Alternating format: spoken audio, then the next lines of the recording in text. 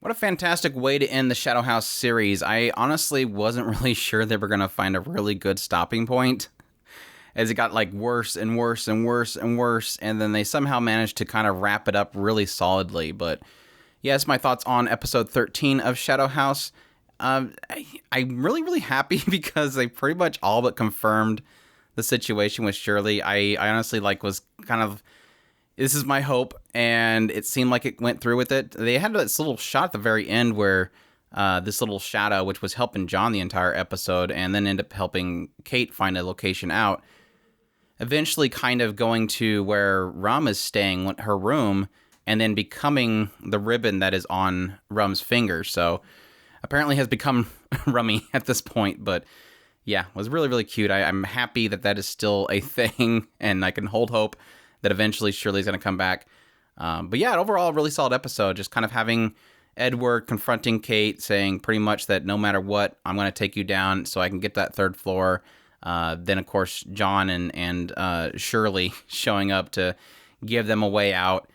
John being very brave. I was really I'm now officially shipping John and Kate. I think John is fantastic, helping her by kind of giving her a little bit of a push that she needed in order to make it to the children's wing.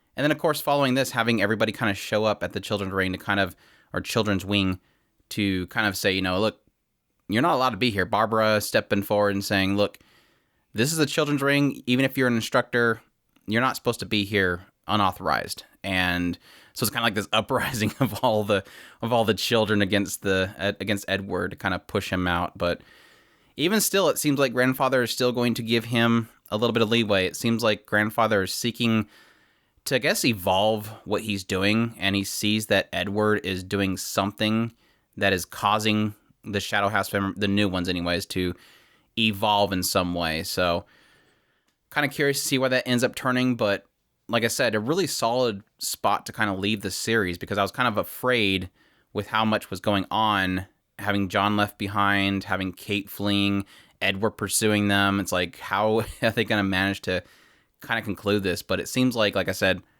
Starbearer has a little bit of power there, that, if you're in the children's area, Barbara kind of is able to put her foot down and really kind of put him in his place. So what I found kind of interesting, even though, like I said, it's kind of leaving it to a cliffhanger, which is always unfortunate. I mean, obviously this is not going to conclude the entire series.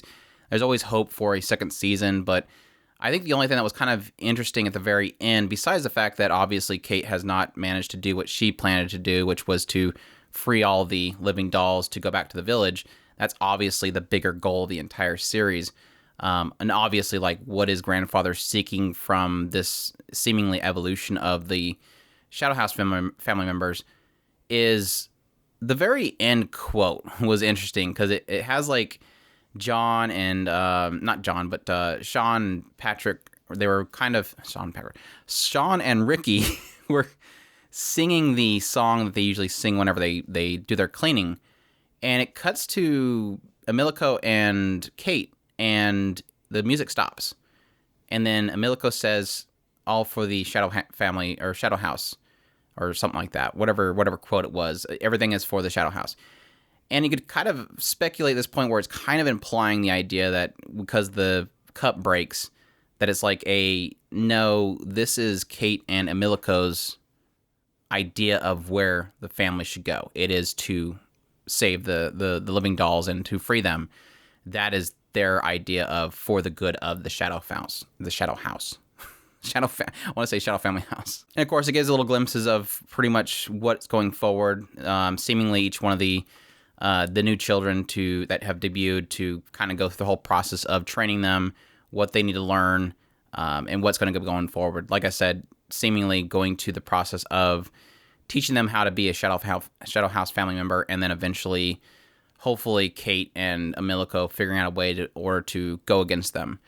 Because like I said, it seems like everything that the other members of that room, or at least Grandfather's council, is all seeming to want to keep things the way they are.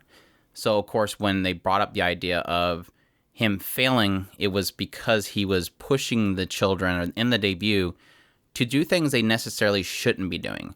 And, of course, this is the whole idea that he apparently, it insinuates that one of the members was the one that was doing the debuts before Edward started doing them.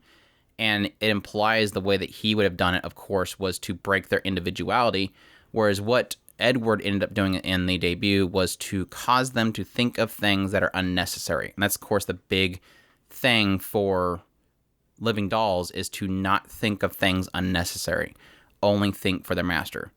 And in him doing these weird things in the debut, he ended up forcing them to think for their own and think about things outside of just being with their master.